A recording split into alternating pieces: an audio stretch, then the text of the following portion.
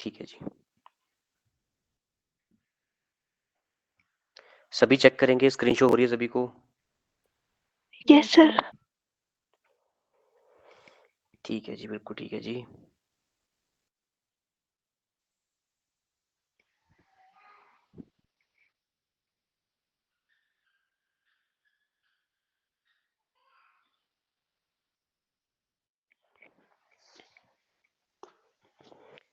ठीक है जी, तो स्टार्ट करते हैं फिर आज की क्लास। ये फर्स्ट क्लास रहेगी हमारे पास करंट अफेयर्स की। तो जो हमारी स्टार्टिंग रहेगी इस क्लास में, वो हम जो है जैन मंथ से करंट अफेयर पढ़ना जो है शुरू करेंगे फिर। ठीक है जी। क्योंकि और ये जैन कौन सा रहेगा हमारे पास, जैन 2025, इसी साल का जो हमारे पास जैन मंथ है, जैन 2025 से हम करंट अफेयर पढ़ना शुरू करेंगे। और जो भी करंट अफेयर्स रहेंगे ना, हम बेसिक से हाई की तरफ चलते रहेंगे, ताकि पहले दिन आपको ये ना लगे ना कि सर ने क्या पढ़ा दिया क्लास में, फिर ये आपको थोड़ा ना मजा सा आना चाहिए वैसे। ठीक है जी। ठीक है, तो सबसे पहले हम देखेंगे यहाँ पे इंपॉर्टेंट अपॉइंटमेंट्स के बारे में, जो नियुक्तियां की गई हैं कि कौन कौन किस डिपार्टमेंट में क्या बना है, कौन कौन उस महीने में क्या क्या नियुक्त हुए हैं, जो इंपॉर्टेंट है, जो कि हमारे पास एग्जाम में आ सकते हैं फिर। ठीक है, कभी कभी होता है एग्जाम में ना, कोई भी एग्जाम हो, कोई उसका लेवल चाहे हाई हो लो हो, उसमें डायरेक्टली अपॉइंटमेंट पूछी जा सकती है। मैच द फॉलोइंग में आपकी अपॉइंटमेंट पूछी जा सकती है, तो हम उसको डिस्कस करेंगे सबसे पहले। देखो, जैसे आपको ना यहाँ पे भी स्क्रीन पे शो हो रहा होगा, यहाँ पे कुछ लिखा हुआ है, तो इसको समझाने से पहले मैं आपको बताता हूँ, क्या आपने कभी ऐसा सुना है कि इंडिया ने जो है चंद्रयान मिशन लॉन्च किया था? हाँ जी, बताइए जी। Yes sir. तो चंद्रयान मिशन जो लॉन्च किया था, क्या ध्यान है कि किसने लॉन्च किया था? कौन सी ऑर्गेनाइजेशन थी जिसने लॉन्च किया था वो?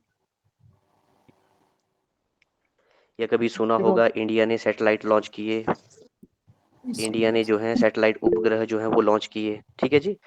तो जो ऑर्गेनाइजेशन है उसको बोलते हैं इंडियन स्पेस रिसर्च ऑर्गेनाइजेशन। ठीक है जी, Indian space research organisation, Hindi में बोलते हैं भारतीय अंतरिक्ष अनुसंधान संगठन।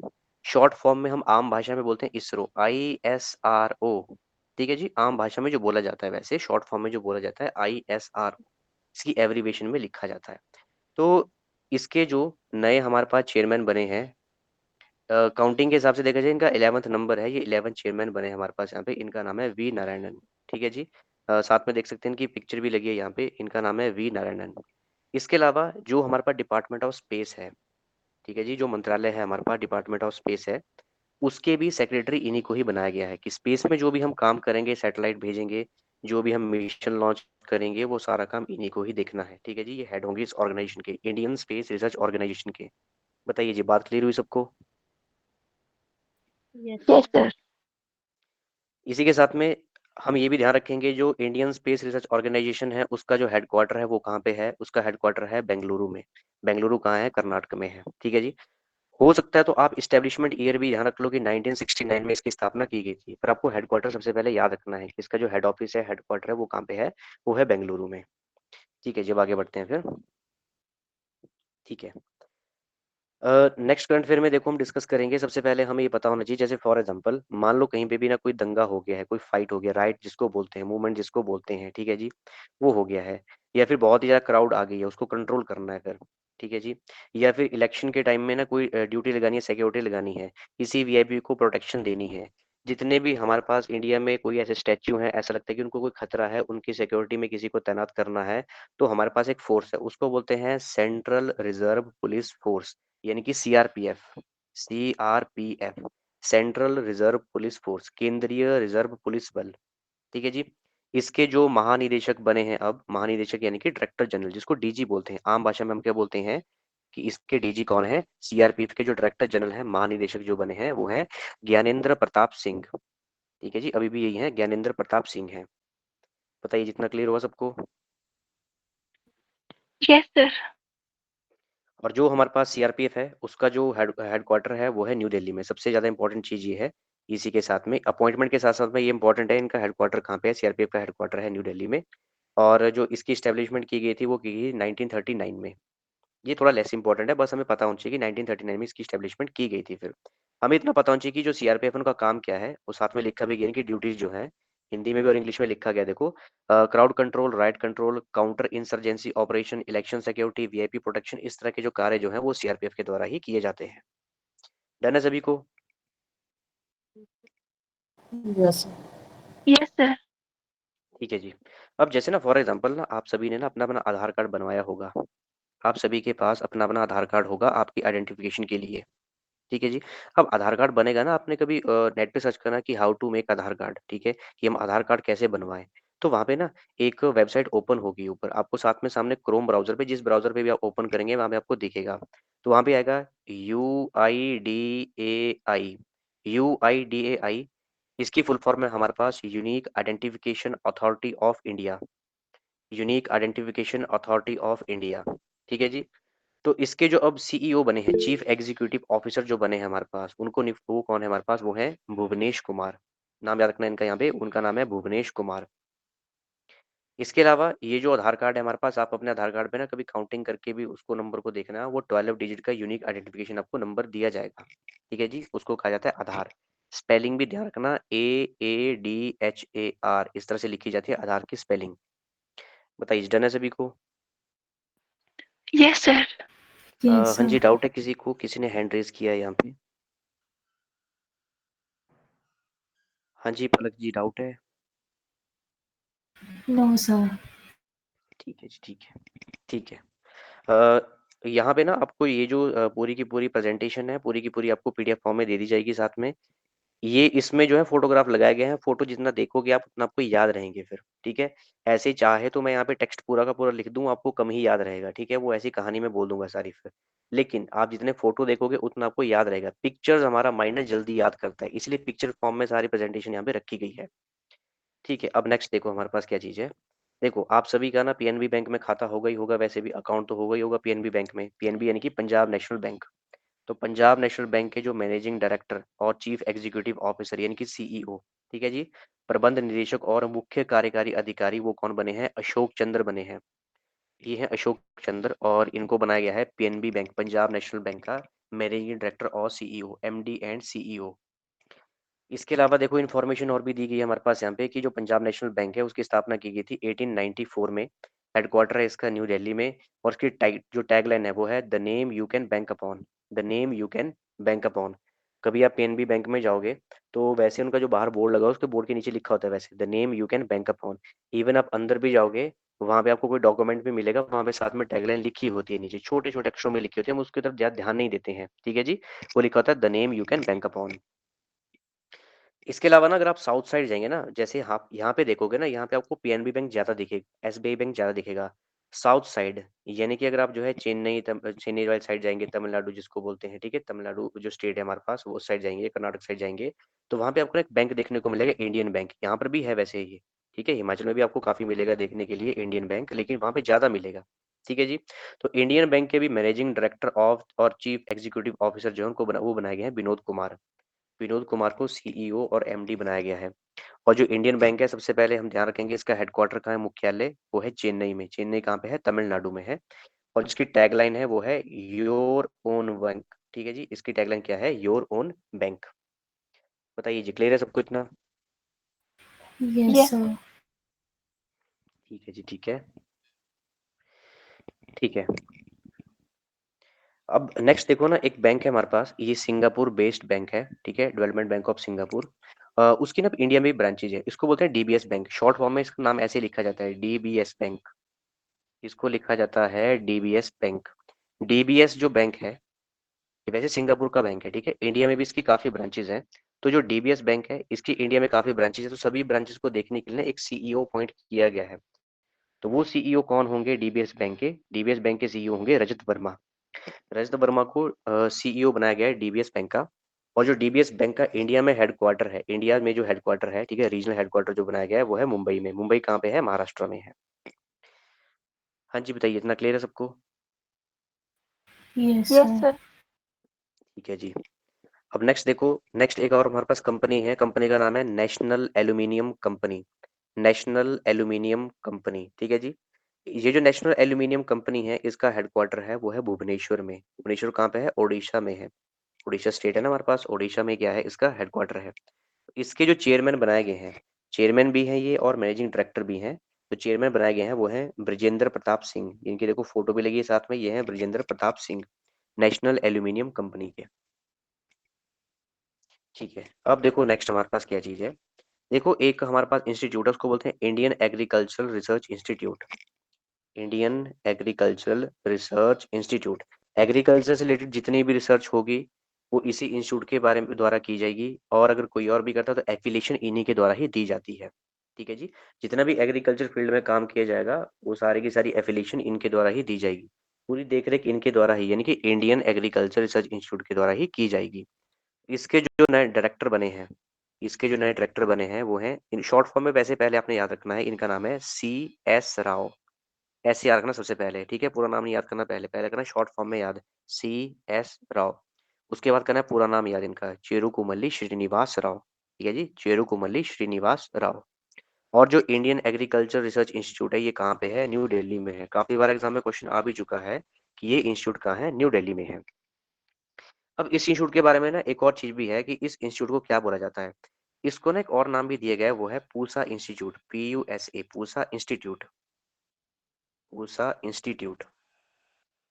ये ऐसा इसलिए किया गया है कि जो हमारे पास ये इंस्टीट्यूट है अभी, इंडियन एग्रीकल्चर रिसर्च इंस्टीट्यूट जो है, इसकी स्थापना 1905 में बिहार में एक जगह है पूसा, वहां पे हुई थी।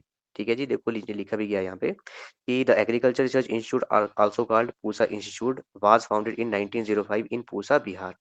बिहार में एक जगह है पूसा, वहां पे इसकी स्थापना की गई थी, इसीलिए इसको पूसा इंस्टीट्यूट भी लिखा जाता है। तो एग्जाम में ऑप्शन आएगा तो परेशान नहीं होना फिर आपने कि कौन से इंस्टीट्यूट के बारे में बोला जा रहा है फिर ये, ठीक है। उसके बाद में देखो ना 1911 में इसको इसका नाम चेंज कर दिया गया, imperial institute of agriculture research रख दिया गया। उसके बाद जो है 1919 में फिर से इसका नाम चेंज किया गया। इतना इंपॉर्टेंट नहीं है हमारे पास यहाँ पे, लेकिन ये चीज इंपॉर्टेंट है हमारे पास यहाँ पे कि इसको जो है 1936 में जो है रिलोकेट किया गया था हमारे पास। और कहाँ रिलोकेट किया गया? न्यू दिल्ली में। उसके बाद 1936 से ये न्यू दिल्ली में ही है, दिल्ली में ही है फिर ये, ठीक है।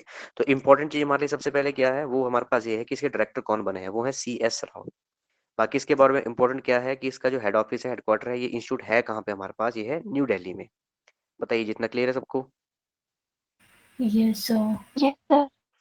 और ये जो नाम लिखा ना मैंने यहाँ पे पूसा इंस्टीट्यूट, ये बहुत ही बार देखा है, काफी एग्जाम में मैंने खुद भी देखा है, वहाँ पे लिखा जाता है सीधा ही ऑप्शन में पूसा इंस्टीट्यूट सीधा ही लिखा जाता है, और वही इसका आंसर बन जाता है फिर। ठीक है जी, तो इसमें परेशान नहीं होना। Indian agriculture research institute, Hindi बोलते हैं भारतीय कृषि अनुसंधान संस्थान, ठीक है जी, इसी को ही पूसा इंस्टीट्यूट के नाम से भी जाना जाता है। ठीक है, अब नेक्स्ट देखो हमारे पास क्या चीज है। एक हमारे पास ना एक एसोसिएशन है जिसको बोलते हैं national association of software and service companies. जितने भी सॉफ्टवेयर कंपनीज है ना, उनकी अपनी एक एसोसिएशन बनती है फिर, ठीक है जी, एक ग्रुप बनता है, ऐसे याद रखना ग्रुप बनता है बस एक, ठीक है, जितनी भी सॉफ्टवेयर कंपनीज है। उसको शॉर्ट फॉर्म में क्या बोलते हैं? नेस्कॉम, NASSCOM, नेस्कॉम कहा जाता है। उसकी अभी CEO जो बनी है वो है ज्योति शर्मा। कौन बनी है? ज्योति शर्मा। ये इंपॉर्टेंट इसलिए भी है ना, ये फीमेल है, फीमेल वाले क्वेश्चन ज्यादा पूछे जाते हैं एग्जाम में फिर। ठीक है जी, इसीलिए ये वाला इंपॉर्टेंट है हमारे पास। बताइए, इतना क्लियर हो सबको? Yes, Yes, sir. sir. जितनी भी फीमेल अपॉइंटमेंट होगी वो तो आपको याद करनी ही करनी है, चाहे जो मर्जी भी हो फिर वो, ठीक है, एग्जाम में बहुत पूछी जाती है फिर वो। ठीक है, नेक्स्ट देखो हमारे पास ना एक हमारे पास आपने सुना ही होगा ना, जैसे फॉर एग्जांपल हमारी जितने भी हवाई उड़ान उड़ रही है हमारे पास, एरोप्लेन वगैरह उड़ रहे हैं, तो इनको कौन देखता है? मतलब इनका जो मतलब जितना भी एविएशन वगैरह है, जो भी पूरा काम है, कौन देखता है? कोई तो निगरानी रखता होगा फिर, सर्विलेंस कोई तो रखता होगा। खुद कंपनी रखती है लेकिन कंपनी के ऊपर कोई ना कोई तो होगा हमारे पास सर्विलेंस रखने के लिए फिर। ठीक है जी, उसको बोलते हैं डायरेक्टरेट ऑफ सिविल एविएशन। ठीक है जी, सिविल एविएशन का जो डायरेक्टरेट होगा हमारे पास, उसके ऊपर होता है मंत्रालय फिर। ये जो मंत्री होते हैं वो उनके ऊपर मंत्रालय होगा, कि सिविल एविएशन जो मंत्रालय है वो और ऊपर होगा फिर हमारे पास। ठीक है, अब ऐसा नहीं है ना जो हमारे पास सिविल एविएशन मिनिस्ट्री है वो खुद देखने लगेंगे, वो नीचे और ऑर्गेनाइजेशन बनाएंगे। ठीक है, तो वैसे ही जो हमारे पास डायरेक्टरेट ऑफ सिविल एविएशन है, ठीक है जी, जो हमारे पास जितने भी नागरिक उड्डयन है, उड्डयन का मतलब होता है जितनी भी हमारे पास ना हवाई उड़ानें उड़ाई जा रही हैं, उनका जो रखरखाव है, रखरखाव का मतलब ये है सर्विलेंस के बारे में यहाँ पे। ठीक है जी, तो उसके जो डायरेक्टर जनरल बनाए गए हैं, डायरेक्टर जनरल वो कौन बनाए गए हैं? फैज अहमद किदवाई, फैज अहमद किदवाई। अच्छा, मुझे आप बता सकते हैं कि अभी रिसेंटली ना कुछ टाइम पहले एक इंडिया में ना एरोप्लेन क्रैश हुआ था, बता सकते हैं वो कहाँ पे हुआ था? Sir, Ahmedabad. अहमदाबाद में। सुना था सभी ने कि एरोप्लेन क्रैश हुआ था वहां पे, ठीक है जी, Yes, sir. और काफी लोगों की डेथ भी हुई थी वहां पे। ठीक है जी, तो अब सरकार ने जवाब जब मांगा ना कि किसकी जवाबदेही है, तो जो डायरेक्टरेट ऑफ सिविल एविएशन है उनको बोला गया कि आप जवाबदेही दो। अब वो पूरा जवाब तैयार करेंगे कि ऐसा क्यों हो रहा है, वो उस कंपनी को पूछेंगे कि ऐसा क्यों हो रहा है, फिर क्या फॉल्ट है, क्या फॉल्ट नहीं था फिर। ठीक है जी। तो ऐसे अलग अलग ऑर्गेनाइजेशन बनाई जाती हैं फिर साथ में। तो उसके जो डायरेक्टर जनरल हैं वो कौन है? फैज अहमद किदवाई। कौन है? फैज अहमद किदवाई। इसके अलावा जो हमारे पास नागरिक उड्डयन मंत्री हैं जिनको बोलते हैं मिनिस्टर ऑफ सिविल एविएशन, इनका ना शॉर्ट फॉर्म में आपने नाम याद रखना है। इनका नाम क्या है?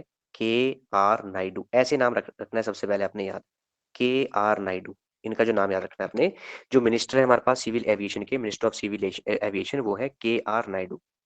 बताइए जितना क्लियर हुआ सबको? Yes, sir. अभी तक हमने जो भी पढ़ा उसमें किसी को डाउट?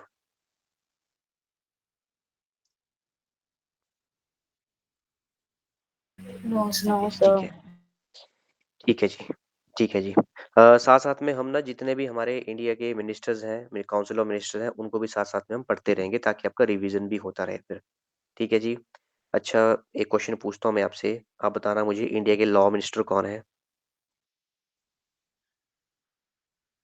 बताइए जी, इंडिया के लॉ मिनिस्टर कौन है?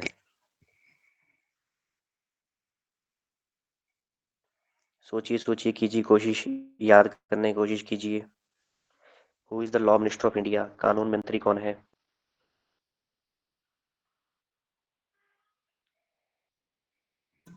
सर आई ठीक है, थिंक इस चीज को ना लिख लेना प्रधानमंत्री के सभी। पास। नहीं नहीं, अब मैं लिखवाता हूँ नाम आपको। नाम है अर्जुन, लिख लो वैसे साथ में नाम, अर्जुन राम मेघवाल। अर्जुन राम मेघवाल। ये मैं इसलिए पूछ रहा हूँ ना क्योंकि अभी रिसेंटली ना एक एग्जाम हुआ था एचपी हाई कोर्ट का। उसमें क्वेश्चन आ गया सीधे ही ऐसे कि who is the law minister of India? Arjun Ram Meghwal. ठीक है जी। हाँ, जितना डन है सभी को? Yes sir. Yes sir. ठीक है जी, आगे बढ़ते हैं फिर। ठीक है, अब देखो ना, माइक किसी का ऑन है शायद, किसी का माइक ऑन है। ठीक है जी। ठीक है, तो एक हमारे पास ना फेडरेशन है। फेडरेशन का मतलब आपने इतना सोचना है बस, यहाँ पे ना एक ग्रुप है हमारे पास, बस इतना, ज्यादा ध्यान रखने की रिक्वायरमेंट कोई नहीं है। उसको बोलते हैं एथलेटिक्स फेडरेशन ऑफ इंडिया।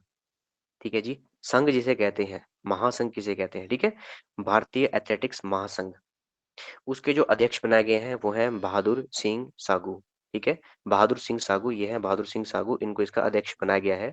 अब इंपॉर्टेंट तो है ना हमारे पास कि इनको इसका अध्यक्ष बनाया गया है, लेकिन इंपॉर्टेंट ये है कि एथलेटिक्स फेडरेशन ऑफ इंडिया के इनको जब अध्यक्ष बनाया गया है तो इन्होंने कोई ना कोई तो गेम खेली होगी। तो ये थे शॉर्ट पुट के प्लेयर। ठीक है जी, शॉर्ट पुट ध्यान है किसी को? शॉर्ट पुट कैसे खेलते हैं? Short Yes, put sir. का ध्यान है किसी को कैसे खेलते हैं? ठीक है जी, बताएगा मुझे कोई शॉर्ट पुट कैसे खेलते हैं? अरे लोहे की मतलब थोड़ी हैवी सी बॉल होती है, उसको फेंकना होता है। बिल्कुल सही, बिल्कुल सही जी, बिल्कुल सही। ठीक है जी। तो हमें ध्यान क्या रखना है ना, एग्जाम में वैसे डायरेक्ट ऐसा क्वेश्चन आता है कि Bahadur Singh Sagoo is related to which field या फिर विच स्पोर्ट्स। ठीक है, सीधा क्वेश्चन आ जाएगा, आपको आंसर टिक करना है शॉर्ट पुट फिर। ठीक है, अब देखो करंट अफेयर में ये चीज है, लेकिन एग्जाम में क्वेश्चन वैसा बन सकता है फिर हमारा। अब ये जो ना हमारे पास यहाँ पे एथलेटिक्स फेडरेशन ऑफ इंडिया है, इसमें ना एक कमीशन है, उसको बोलते हैं एथलेटिक्स कमीशन। एथलेटिक्स कमीशन, उसकी जो चेयरपर्सन बनाई गई हैं वो है अंजू बॉबी जॉर्ज, और ये लॉन्ग जंप की प्लेयर थी। अंजू बॉबी जॉर्ज। ठीक है, इनकी आपने जो स्पोर्ट्स है वो भी ध्यान में रखना कि कौन सा ये खेल खेलती थी, लॉन्ग जंप। ठीक है जी, अब देखो नेक्स्ट हमारे पास। अब इंडिया में ना जो भी क्रिकेट गेम होगी आपने देखा होगा, आईपीएल भी आपने देखा होगा, आजकल भी मैचेस लगे हैं, तो इंडिया में जो भी क्रिकेट हो रहा है, ये इंडिया की जो टीम है, या इंडिया में जो क्रिकेट हो रहा है, बाहर क्रिकेट हो रहा है, इंडिया वाले खेल रहे हैं, उसको ना एक ऑर्गेनाइजेशन उसकी पूरी देखरेख करती है, सर्विलेंस करती है, उसको बोलते हैं बीसीसीआई। ठीक है, शॉर्ट फॉर्म में बोलते हैं बीसीसीआई। ठीक है जी। इसकी फुल फॉर्म होती है board of control for cricket in India. ठीक है जी, board of control for cricket in India. India में जितना भी क्रिकेट हो रहा है सब कुछ यही कंट्रोल करते हैं। ठीक है जी। आईपीएल है, आईपीएल को भी यही कंट्रोल करेंगे। आईपीएल की अलग से बॉडी भी इन्होंने ही बनाई है, सब कुछ इन्होंने किया है। इसके जो सचिव बने हैं, सेक्रेटरी जो बने हैं, उनका नाम है देवाजीत साइकिया। ये है देवाजीत साइकिया जो कि सेक्रेटरी बने हैं। इसके अलावा जो कोषाध्यक्ष बनाए गए हैं, ट्रेजरर जो बनाए गए हैं बीसीसीआई की, वो है प्रभतेज सिंह भाटिया। ये है प्रभतेज सिंह भाटिया। इसके अलावा अभी हमें क्या ध्यान रखना है, प्रेजेंट में भी यही है। ऐसा नहीं कि सर जनवरी महीने में थे ये तो अभी कोई चेंज हो गए, नहीं, ऐसा कुछ नहीं है। अभी भी यही है, जो भी सारी इन्फॉर्मेशन है वो करंट के हिसाब से सारी पूरी पक्की करके बताई जा रही है। ऐसा नहीं कि अभी कोई और ही है फिर। ठीक है जी। और जो बीसीसीआई के प्रेसिडेंट है वो है रॉजर बीनी, और बीसीसीआई का जो हेडक्वार्टर है वो है मुंबई में। इस्टेब्लिशमेंट याद रखनी होगी, आप याद रख सकते हैं, वैसे 1928 में इसकी इस्टेब्लिशमेंट की गई थी। बताइए जी, क्लियर है सबको? Yes, sir. Yes sir. क्या किसी को ध्यान है कि रॉजर बीनी से पहले बीसीसीआई के प्रेसिडेंट कौन थे?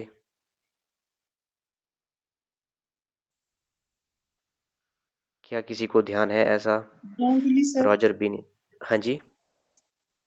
सौरभ गांगुली। सौरव गांगुली, हाँ वो भी थे पहले, लेकिन उनके बाद भी बने थे कोई। अभी आजकल वो आईसीसी के चेयरपर्सन है। जय शाह। आईसीसी जो इंटर जय शाह, ठीक है जी। ये थे इस इनसे पहले, जय शाह। अच्छा, मुझे आप बता सकते हैं कि क्या हिमाचल से कोई ऐसी पर्सनैलिटी थी या कुछ ऐसी पर्सनैलिटी है जो पहले बीसीसीआई के प्रेसिडेंट रह भी चुके हैं हिमाचल से? अनुराग ठाकुर। बिल्कुल सही जी, बिल्कुल सही। कौन थे? अनुराग ठाकुर। ठीक है जी। ठीक है। तो अच्छा, अनुराग ठाकुर के अलावा कोई और जो कि अभी बीसीसीआई के अलावा किसी और क्रिकेटिंग गेम की कमेटी वगैरह में हो, किसी के मेंबर हो, किसी के चेयरपर्सन हो, उनका कुछ नाम या पहले हो, वो इनसे पहले भी हो, रिसेंटली न्यूज में भी हो फिर वो? हाँ जी, ध्यान है किसी को अरुण धूमल जी के बारे में? Yes sir. ठीक है जी। ठीक है जी, अब बढ़ते हैं फिर आगे। ठीक है। अब देखो ना, जनवरी महीने के टाइम में ही हुआ क्या था, मैं आपको बताता हूँ। जैन मंथ में जितने भी ना इंडिया में प्यूमा कंपनी के स्टोर थे, ठीक है। प्यूमा जो कंपनी है, ये जो है कपड़े भी बेचते हैं, और ये जो है स्पोर्ट्स की आइटम ना ज़्यादा ये सेल करते हैं वैसे, ठीक है। तो इन्होंने ना अपना जो भी जितने भी इनकी शॉप्स थी, जितने भी इनके स्टोर थे, बाहर जो नाम चेंज करके लिखा था इन्होंने, PVMA। ठीक है जी, ये क्या लिखा था इन्होंने? PVMA, ऐसे इसको लिख दिया है नाम इसको, ठीक है। इसलिए लिखा था क्योंकि पीवी सिंधु को ब्रांड एम्बेसडर बनाया गया था उस टाइम पे। ठीक है जी। किसको? पीवी सिंधु को ब्रांड एम्बेसडर बनाया गया था। पीवी सिंधु जो है वो हैदराबाद से है, बैडमिंटन की प्लेयर है। इनका नाम आपने काफी सुना भी होगा। तो इनको प्यूमा का ब्रांड एम्बेसडर बनाया गया था। बताइए, जितना क्लियर है? Yes, sir. Yes, sir. ठीक है जी। और जो प्यूमा जो है ना वो जर्मनी की कंपनी है, थोड़ा ऐसे भी ध्यान रख लेना, वैसे इतनी इसकी रिक्वायरमेंट नहीं पड़ेगी, बस हमें ध्यान रहना चाहिए। बाकी स्टोरी मैं आपको इसलिए सुना रहा हूँ यहाँ पे साथ साथ में, ताकि आपको याद रहे कि उस मंथ में ऐसा भी हुआ था हमारे पास। ठीक है। अब मुझे सभी बताएंगे वैसे कि आप लोग सभी तो राइस खाते हैं, चावल खाते हैं सभी? Yes, sir. Yes sir. Yes, बताइए sir. जी, कौन कौन सी कंपनी के खाते हैं या लोकली खाते हैं घर वाले? इंडिया हाँ जी। गेट। अच्छा जी, और ध्यान है किसी को? हाँ जी, बताइए जी। चलो ठीक है। इंडिया गेट बासमती राइस तो आपने सुना होगा वैसे भी। ठीक है जी। तो एक कंपनी है, वैसे तो चावल जो है ना वो खेत पे ही उगेंगे, लेकिन आगे रिफाइनिंग वगैरह की जाती है। कंपनी का नाम है KRBL लिमिटेड। तो इस कंपनी ने जो इंडिया गेट ब्रांड है, उसका ब्रांड एम्बेसडर किसको बनाया है? अमिताभ बच्चन जी को बनाया है। ऐसे आपने ध्यान रखना। इंडिया गेट जो राइस है, इंडिया गेट ना एक ब्रांड है, वैसे हम तो जानते हैं इंडिया गेट राइस से इस चीज को, पर इंडिया गेट एक ब्रांड बना दिया गया अभी ये। ठीक है। इंडिया गेट के कुछ और प्रोडक्ट भी आ सकते हैं, आ भी गया है वैसे मार्केट में। तो हमें तो ध्यान क्या रहता है ना, इंडिया गेट बासमती राइस, वैसे हमें ध्यान रहता है। तो ये कंपनी कौन सी है? ये है KRBL लिमिटेड, और इन्होंने अमिताभ बच्चन जी को इसका ब्रांड एम्बेसडर बनाया है। बताइए, डन है सभी को इतना? Yes, yes sir. Sir. Yes, sir. ठीक है। अब देखो, अब होता क्या है ना, जैसे फॉर एग्जांपल कि जहाँ पे ना क्रिकेट वगैरह खेली जाती है, वहाँ पे एक ना क्लब फॉर्म हो जाते हैं फिर। क्लब में ना फिर आपको एडमिशन लेनी पड़ती है कि क्रिकेट खेलने के लिए वहाँ पे जाना है, वो आपको सारी फैसिलिटीज प्रोवाइड करेंगे। ठीक है जी। तो बहुत ही पुराने पुराने क्लब भी हैं। जैसे एक ना लंदन में क्लब है, उसको बोलते हैं Marylebone cricket club, short form में बोलते हैं MCC। ठीक है जी, मैरी लेबॉन क्रिकेट क्लब। इसके अभी मेंबर बने हैं जो हमारे पास इंडिया के पहले, इससे पहले जो बीसीसीआई के प्रेसिडेंट थे, ठीक है जी, उनका नाम क्या है? जय शाह। अब वो मेंबर भी बन गए हैं, किसके मेंबर बने हैं हमारे पास? वो मैरी लेबॉन क्रिकेट क्लब के। और प्रेजेंट में जो आईसीसी के चेयरमैन है ना, इंटरनेशनल क्रिकेट काउंसिल, पूरे वर्ल्ड में जो क्रिकेट को देखते हैं, उनके जो चेयरमैन है, उनका नाम भी क्या है? वो क्या है? वो जय शाह खुद ही है ये। ठीक है जी। तो आईसीसी के जो चेयरमैन है वही क्या है? न्यू मेंबर बने हैं किसके? मैरी लेबॉन क्रिकेट क्लब के। बताइए, डन है इतना सभी को? Yes, sir. Yes, sir. ठीक है। अब देखो, ये बहुत इंपॉर्टेंट है, ये बहुत ही इंपॉर्टेंट है। इंपॉर्टेंट सारे हैं, लेकिन ये सबसे ज्यादा इंपॉर्टेंट है फिर ये। ठीक है। देखो, आपने फोटो देख ली होगी। इनका नाम क्या है? जेनेट ई पेट्रो। ये इंपॉर्टेंट इसलिए है क्योंकि इनको जो नासा है, national aeronautics space administration, India में ना इंडियन स्पेस रिसर्च ऑर्गेनाइजेशन है, वैसे ही अमेरिका वालों की जो ऑर्गेनाइजेशन उसको क्या बोलते हैं, नासा, NASA, यानी कि नेशनल एरोनॉटिक्स स्पेस एडमिनिस्ट्रेशन, उसकी ये 15th एक्टिंग एडमिनिस्ट्रेशन बनी है। ठीक है, इसकी ये 15th एक्टिंग एडमिनिस्ट्रेटर बनी है, यानी कि कार्यवाहक प्रशासक ये बनी है। और कौन से नंबर की है, 15वीं है। लेकिन ये और ज्यादा इंपॉर्टेंट इसलिए है ना ये, क्योंकि पहली बार कोई महिला बनी है, ये फर्स्ट वीमेन है, इसीलिए ये पहली महिला है, फर्स्ट वीमेन है, इसीलिए इंपॉर्टेंट है। पहली बार ऐसा हुआ कि कोई महिला जो है वो एडमिनिस्ट्रेटर बनी है, प्रशासक बनी है, और किसकी, वो भी नासा की, नेशनल एरोनॉटिक्स स्पेस एडमिनिस्ट्रेशन की। देखो लिखा भी गया है, she became the first women to lead NASA and replace the 14th NASA administrator. इनसे जो पहले थे, जो 14 नंबर के थे, वो थे बिल नेल्सन। लेकिन ये क्या है, पहली महिला बनी है जो कि लीड करेंगी, जो कि एडमिनिस्ट्रेशन करेंगी अब इसकी, नासा की। नासा की फुल फॉर्म आपने याद रखनी है, वो है नेशनल एरोनॉटिक्स स्पेस एडमिनिस्ट्रेशन। बताइए, क्लियर हो सबको? Yes, sir. Yes, sir. और जो नासा का हेडक्वार्टर है, ये भी एग्जाम में काफी बार आ चुका है, वो है वाशिंगटन डीसी, यूएसए में। स्थापना हुई थी इसकी 29 जुलाई 1958 को, इस्टेब्लिशमेंट हुई थी इस दिन ये। और मैं आपको एक और चीज बता दूं, बार बार बोल रहा हूँ मैं, इसलिए मैंने हाईलाइट भी किया है यहाँ पे, इसकी फुल फॉर्म आती है बहुत ही ज्यादा एग्जाम में, और फुल फॉर्म में ना हम गलती कर देते हैं। ठीक है, फुल फॉर्म है national aeronautics space administration. National aeronautics, aeronautical नहीं है ये, ठीक है, ऐसा नहीं CAL वहां पे ऑप्शन में लिखा तो वो टिक कर दिया, नेशनल एरोनॉटिक्स स्पेस एडमिनिस्ट्रेशन। बताइए, क्लियर हुआ सबको? Yes, sir. Yes, sir. ठीक है, बार बार इसलिए बताया जा रहा है क्योंकि एग्जाम में पहले आ चुकी है चीजें, फिर ये, और ये गलती होती है छोटी छोटी। एरोनॉटिक्स को एक ऑप्शन में एरोनॉटिकल लिख देंगे फिर वो। ठीक है जी, स्पेलिंग भी याद रखना वैसे इसकी। ठीक है, अब देखो नेक्स्ट जो इम्पोर्टेंट है हमारे पास, तो यहाँ पे इनका नाम लिखा गया है डोनाल्ड ट्रंप। डोनाल्ड ट्रंप जो है वो 47th प्रेसिडेंट बने हैं, किसके, अमेरिका के। अमेरिका के 47वें प्रेसिडेंट बने हैं, और दूसरी बार बने हैं ये। ठीक है जी, सेकंड टाइम बन गए, दूसरी बार ये सेकंड टाइम में प्रेसिडेंट बन गए। इनसे पहले कौन थे, उनका नाम है जो बाइडन। इसके अलावा डोनाल्ड ट्रंप की जो पार्टी है वो भी हमें याद करने पड़ेगी, पार्टी का नाम क्या है, Republican party. Very very important. ठीक है जी, पार्टी भी आपने ध्यान रखनी है, पार्टी का नाम क्या है, रिपब्लिकन पार्टी। और जो अमेरिका है, अमेरिका के जो वाइस प्रेसिडेंट बने हैं हमारे पास, और वो है 15th वाइस प्रेसिडेंट, वो कौन है, James David Vance. James David Vance, इनकी पार्टी भी रिपब्लिकन पार्टी ही है। ठीक है, ये 50वें वाइस प्रेसिडेंट बने हैं। इनसे पहले जो वाइस प्रेसिडेंट थी वो कौन थी, कमला हैरिस थी। इनसे पहले जो वाइस प्रेसिडेंट थी वो कौन थी, कमला हैरिस थी। बताइए, जितना क्लियर हुआ सबको? Yes, sir. Yes, sir. ठीक है जी, ठीक है, ठीक है। अब देखो, एक कंट्री है, कंट्री का नाम है वेनेजुला। ठीक है जी, देखो मैं आपको जूम करके थोड़ा दिखाता हूँ, यहाँ पे दिख रहा है सभी को मैप में वेनेजुला? Yes, sir. देखो Sir. यहाँ पे मैंने आई लिखा, यहाँ पे है हमारा प्यारा भारत, इंडिया। ठीक है जी, और यहाँ पे आपको वेनेजुला दिख रहा है, ये पूरा ग्रे वाला जो पोर्शन दिख रहा है, ये है साउथ अमेरिकन कॉन्टिनेंट। ठीक है जी, ये है साउथ अमेरिकन, साउथ अमेरिका। यहाँ पे कंट्री है वेनेजुला। ठीक है जी, मैप से याद रखेंगे, जल्दी आपको याद हो जाएगा फिर। तो ये वेनेजुला है, और वेनेजुला के जो भी प्रेसिडेंट बने हैं वेनेजुला के, उनका नाम क्या है, निकोलस मोदुरो मॉरस। निकोलस मोदुरो मॉरस। ये लगातार तीसरी बार बन गए, 2031 तक यही रहेंगे। ठीक है जी, अब हमें ना वेनेजुला के बारे में और क्या क्या याद रखना है, एक तो याद रखना है राष्ट्रपति कौन बने हैं, वो है निकोलस मोदुरो मॉरस। इसके अलावा वेनेजुला जो है, देखो साथ में लिखा भी है, साउथ अमेरिका की कंट्री है ये। और इसकी कैपिटल बहुत इंपॉर्टेंट है, कैपिटल क्या है, कारकस। कैपिटल क्या है, काराकस। और जो वेनेजुला की करेंसी है वो है Venezuela Bolivar. Venezuela Bolivar, currency भी याद रखनी है और कैपिटल भी याद रखनी है, इसीलिए पूरा ये ड्रामेटिकली जो आपको दिखाया गया है यहाँ पे। बताइए जी, क्लियर हो सबको? Yes, sir. ठीक है जी, अब देखो नेक्स्ट न्यूज़ है हमारे पास, वो है एक कंट्री जिसका नाम है लेबानॉन। कंट्री का नाम है लेबानॉन। मैं आपको पहले कंट्री दिखा देता हूँ मैप में। देखिए सभी को दिख रहा है यहाँ पे, मैं थोड़ा जूम भी करता हूँ। देखो ये हमारा है प्यारा भारत, यहाँ पे इंडिया मैंने आई से लिखा है यहाँ पे।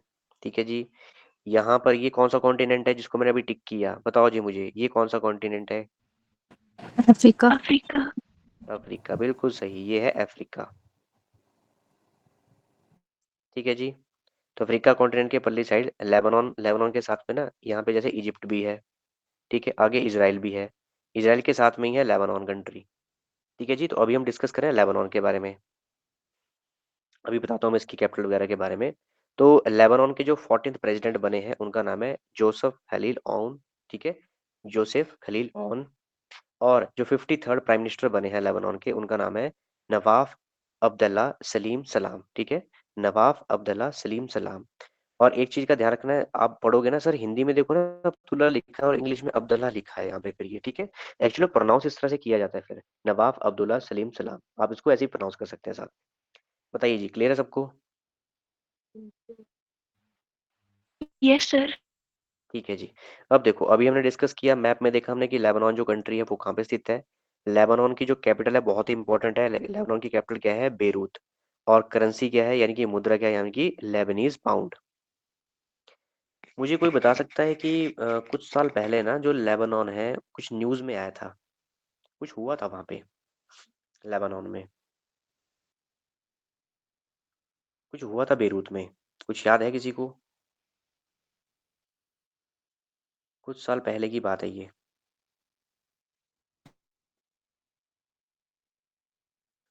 कोई ट्रेजेडी हुई थी वहां पे। देखो बहुत साल पहले क्या हुआ था, कुछ साल पहले की बात है ये, लेबानन में ना एक ब्लास्ट हुआ था बहुत ही जोर का, ठीक है जी। और उससे काफी लोगों की डेथ हुई थी, घर वगैरह भी काफी वहां पे नुकसान हुआ था वहां पे लोगों को। उस ठीक है, अब देखो नेक्स्ट क्या है, नेक्स्ट है हमारे पास यहाँ पे वो है क्रोएशिया। पहले मैप में देख लो क्रोएशिया कहाँ पे है। यहाँ पे है देखो इंडिया, और ये है पूरा यहाँ पे सिर्फ को यूरोप, यूरोपियन कंट्री है क्रोएशिया। ये देखो ये क्रोएशिया है यहाँ पे, ठीक है जी। हाँ जी, दिख रहा है सभी को मैप में Croatia? Yes, sir. Yes sir. ठीक है जी, ठीक है। तो क्रोएशिया के जो प्रेसिडेंट फिर से री इलेक्ट हुए हैं, फिर से यही बन गए हैं, पहले भी ये थे अब भी यही बन गए हैं। इनका नाम है जोरान मिलनोविक, ठीक है जी, इनका नाम क्या है, जोरान मिलनोविक। और जो क्रोएशिया है उसकी कैपिटल है जैग्रेब और करेंसी है क्रोएशियन यूरो। कैपिटल क्या है, जैग्रेब, और करेंसी क्या है, क्रोएशियन यूरो।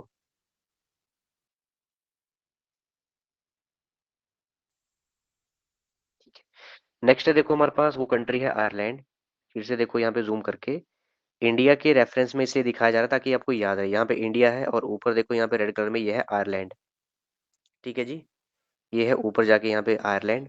तो आयरलैंड के जो प्राइम मिनिस्टर बने हैं वो है मिशेल मार्टिन। आयरलैंड के जो नए प्राइम मिनिस्टर बने हैं वो कौन है, मिशेल मार्टिन। और आयरलैंड की जो कैपिटल है वो क्या है, डबलिन है, और करेंसी क्या है, यूरो है।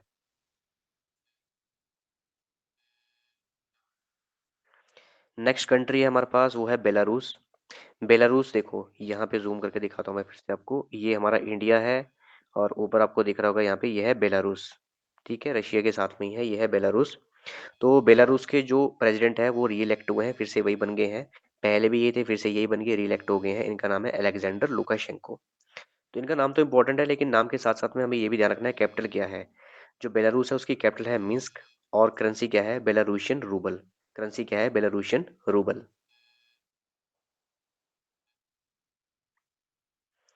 हाँ जी, बताइए जितना क्लियर है सबको? Yes, sir. सर। किसी को भी डाउट अभी तक कहीं पे भी? चलो ठीक है जी, तो ठीक है आज के लिए इतना काफ़ी है, बाकी नेक्स्ट क्लास में कंटिन्यू करते हैं फिर। ठीक है जी। तो नेक्स्ट क्लास में जब हम मिलेंगे ना तो आपने ऐसा करना है, इनको पढ़ के आना है फिर। तो मैं आपसे क्रॉस क्वेश्चनिंग करूंगा फिर साथ में, पूछूंगा फिर आपसे। ठीक है जी। सर इसकी पीडीएफ मिल जाएगी? हाँ, पीडीएफ पीडीएफ मैं आपको शेयर कर दूंगा, यही वाली पूरी रंग बिरंगी ऐसी सारी की सारी है, क्योंकि बिना पीडीएफ ओके के सर। आप याद कैसे करेंगे ना। इतनी जल्दी ठीक। नोट्स बनाना थोड़ा मुश्किल है। ये बनाई इसलिए गई है ताकि आपको मैं पीडीएफ ही शेयर कर दूं, फिर आपको ऐसे बढ़िया फोटो वगैरह दिखेंगे, आपको जल्दी याद रहेगा फिर। ठीक है जी। Okay sir. ठीक है जी, फिर यस मिलते हैं सर। फिर आपसे नेक्स्ट वीक में। ठीक है जी।